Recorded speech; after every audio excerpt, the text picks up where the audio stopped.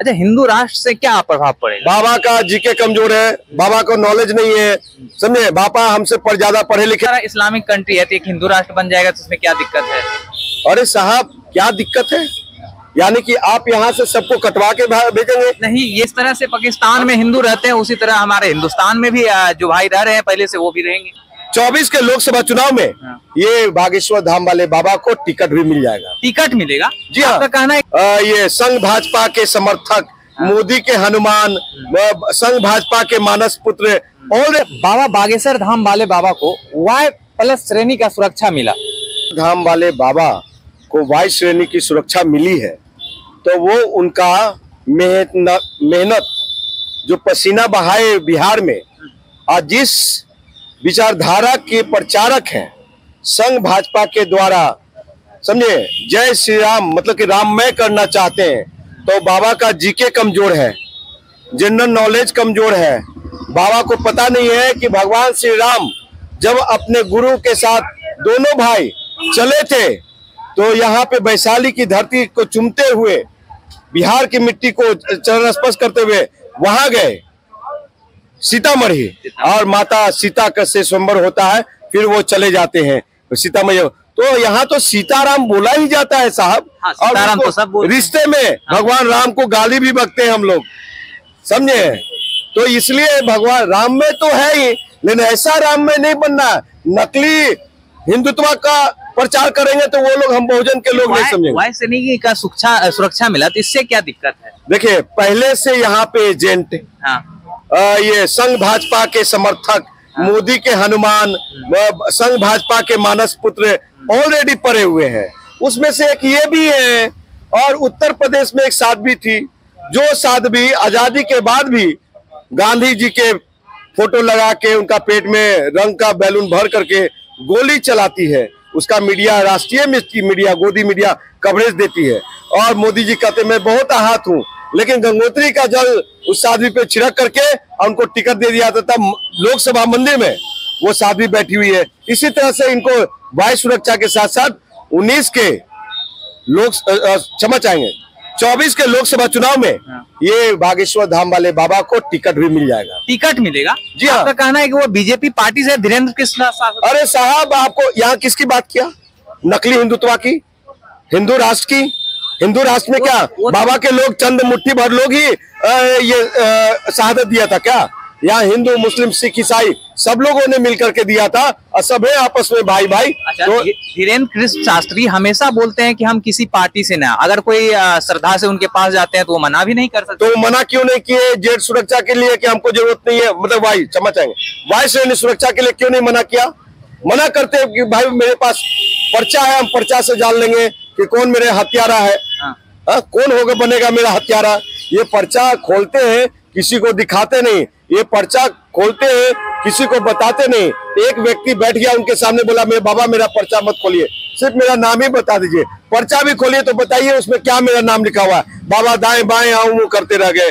तो इस तरह का देखिए, यहाँ पे कुछ लोग एजेंटगिरी कर रहे हैं, जो नीतीश कुमार को छोटा दिखा रहे हैं, जो नीतीश कुमार को सुबह उठ करके पानी पी पी करके सोते जागते नहाते बाथरूम में खाते पीते नीतीश कुमार जी को छोटा दिखा रहे हैं। इसलिए नीतीश कुमार ने विकास कार्य किए, नीतीश कुमार ने बहुत सारे कार्य किए, इसलिए बिहार के सम्मानीय मुख्यमंत्री को जो छोटा दिखाएगा, गाली बकेगा, कोसेगा, उसको केंद्र मोदी साहब, अमित शाह साहब जेट सुरक्षा, वायु श्रेणी का सुरक्षा जहां तक किन लोग को मिला हुआ है पता है आपको? नहीं। यहाँ पे मिला हुआ है मुकेश सहनी जी को, अभी अभी मिला Y+। Y+ से जेट हो गया उपेंद्र कुशवाहा जी को, और जेट सुरक्षा मिला हुआ है ये चिराग पासवान जी को, और अब RCP सिंह जी को भी मिल जाएगा। और अब आपको सारा चीज का सुरक्षा मिल रहा है, वायु श्रेणी, जेट सुरक्षा, और ये सब कि कोई हत्या न कर दे। इतना भीड़ है, और जिस बाबा के पीछे इतना जनसैलाब, उनको कौन हत्या कर सकता है? कौन हत्या कर सकता है? बागेश्वर धाम वाले बाबा। अच्छा, एक चीज बताइए, जिस तरह से बाबा हर एक जगह एक ही बात करते हैं, हिंदू राष्ट्र की बात करते हैं, अच्छा हिंदू राष्ट्र से क्या प्रभाव पड़ेगा? बाबा का जीके कमजोर है, बाबा को नॉलेज नहीं है, समझे। बाबा हमसे पर ज्यादा पढ़े लिखे नहीं है। बाबा को बता देना चाहता हूँ कि ऐसा हिंदू राष्ट्र नहीं चाहिए। बाबा संविधान से चलने वाला देश हिंदू राष्ट्र चाहिए। बाबा बहुजनों के साथ चलने वाला, कदम से कदम मिला करके वो हिंदू राष्ट्र चाहिए। बाबा जो आरक्षण के हितैषी है वो हिंदू राष्ट्र चाहिए। यहाँ पे चंद मुट्ठी भर लोग अपने आप को कह रहे हिंदू है, समझे। बहुत सारा इस्लामिक कंट्री है, तो एक हिंदू राष्ट्र बन जाएगा तो इसमें क्या दिक्कत है?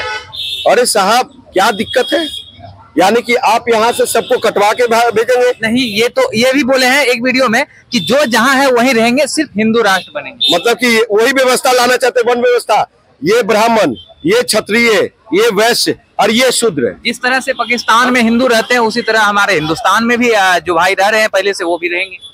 सुनिए, ये चीजें नहीं चलेगा बाबा का और न मोदी साहब का। बाबा आए थे, बीजेपी तो पूरा हिंदू का। सुनिए, मोदी ये कहते हैं मोदी साहब के इशारे पे, संघ भाजपा के इशारे पे कर्नाटक में आप बोले कि बजरंगबली का नाम लीजिए और वोट दीजिए। अरे साहब सुन तो लीजिए, बाबा साहब आए थे ना। 135 करोड़ जनता का बेटा लोग जो बेरोजगार है 62%, उसकी बात नहीं हुई, महंगाई की बात नहीं हुई, बेरोजगार की बात नहीं हुई और सब चीज की बातें नहीं हुई। क्यों नहीं किया? क्यों नहीं? आपको बता दूं कि बाबा, बहुत सारे बाबाओं को इस देश ने देखा। राम रहीम बाबा को, आसाराम बापू को, समझे, नागा बाबा को, साध्वियों को, ये क्या बाबा रामदेव को भी। जो बाबा रामदेव 24 के लोकसभा चुनाव से पहले ये कह रहे थे कि पेट्रोल 35 के नीचे होगा, गैस सिलेंडर 400 के नीचे होगा, ये सस्ते होंगे, सब लोग खुशहाल होगा, और विदेश से आएगा काला धन। वो बाबा आज तक कुछ नहीं बोलते हैं। कोई भी राष्ट्रीय चैनल पूछने जाता है या कोई मीडिया वाला पूछने जाता है तो क्या कहते हैं बाबा गुस्सा होके, के रे छोड़ा, मैंने पूछ पाड़ेगा हरियाणा वाला लैंग्वेज में।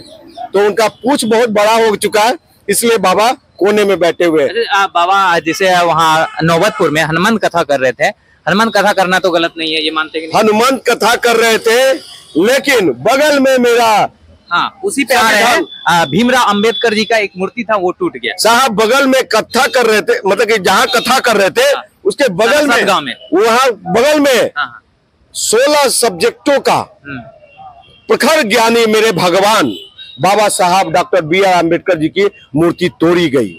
तो ये बताइए कि कौन से बाबा हैं, किसके पर्ची खोलते हैं? क्यों नहीं पर्ची खोल के बताए कि कौन लोग तोड़ा, कौन लोग तोड़ा? बताना चाहिए था ना। वो जानने के बाद फिर गया में एक मूर्ति टूट गई। तो ये संघ भाजपा के इशारे पे ये घूम रहे हैं सब एजेंट लोग, वो लोग साध्वी लोग, ये लोग मोदी का हनुमान, मोदी का मानस पुत्र, ये लोग घूम रहे हैं।